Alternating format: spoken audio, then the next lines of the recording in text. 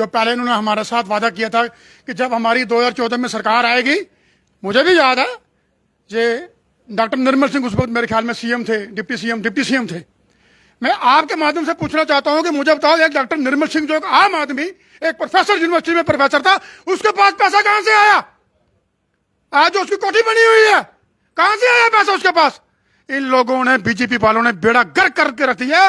जितना भी पैसा सेंटर के पास कमी नहीं है, सेंटर के पास कमी नहीं है, कमी इन लोगों ने बेड़ा गर्क कर दिया। जो जम्मू के जो लीडर हैं, 25 के 25 जो एमएलए हैं, फ्री में बैठे हुए हैं, गाड़ियां गवर्नमेंट की फूक रहे हैं, तेल फूक रहे हैं, राशन पानी खा रहे हैं, और गरीब जो क्या कहते हैं, जो मुलाजिम है, इनको कह रहे हैं कि आप हमें दोबारा सीएम बनाओ तो हम आपको पैसा देंगे। पैसा कहां से देंगे?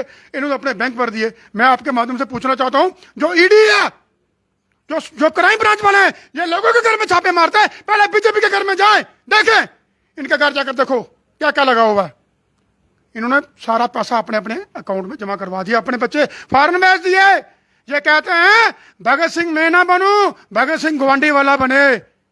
इसलिए इन्होंने हमारा बेड़ा गर्क करके रख दिया। इन लोगों ने, सेंटर के पास कोई कमी नहीं है, मोदी जी के पास बहुत पैसा है। अगर मोदी जी जम्मू में आते हैं, अगर मानो यहां पे 10 करोड़ 20 करोड़ खर्च के चले जाते हैं, वो पैसा कहां से आया?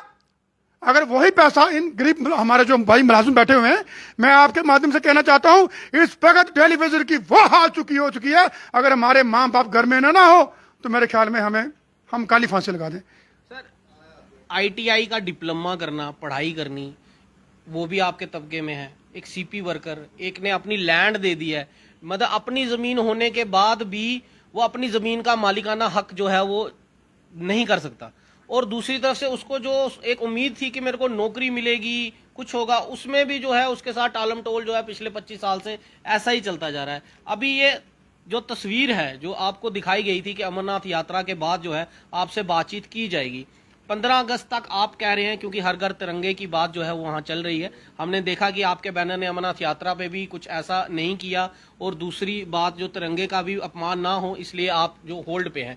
लेकिन 15 अगस्त के बाद भी अगर ये रेगुलराइज जो पॉलिसी की इंप्लीमेंटेशन की बात की जा रही है, सरकार के वादे, जिस तरह से मैंने आपको गवर्नर का भी जो है वो भी बताया, और जो सीएम बनने के जो सपने जो बीजेपी सरकार 50 पार का नारा लगा रही है उनकी भी बात की, तो उम्मीद है कि ये सारी बातें जहां पर ग्राउंड लेवल पे मंत्री, सरकारी तंत्र, सरकारी बाबू जो अपने दफ्तर में बैठ के कर रहे हैं, इन बातों का हल निकलता है कि जहां तो एक आर पार की लड़ाई अब डेली वेजर को शुरू करनी ही पड़ेगी आखिरकार, या फिर अभी भी इनके वादों के नीचे जो है वो कहीं ना कहीं डेली वेजर्स उनके वादों में आ जाएगा? नहीं, मैं सभी भाइयों से, जितने भी आर्ट डिपार्टमेंट हमारे भाई हैं, टेलीविजन हैं, मैं उनसे ये रिक्वेस्ट करना चाहता हूं कि अब हमारी जो लड़ाई है ये आर पार की है। अब हमें कोई इंतजार नहीं करना, क्योंकि अब हमारी उम्रें रही नहीं इंतजार करने की।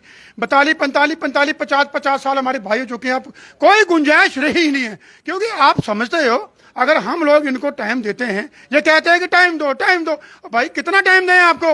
टाइम दे देकर हमारे भाई कुछ सारे संसार से चले गए।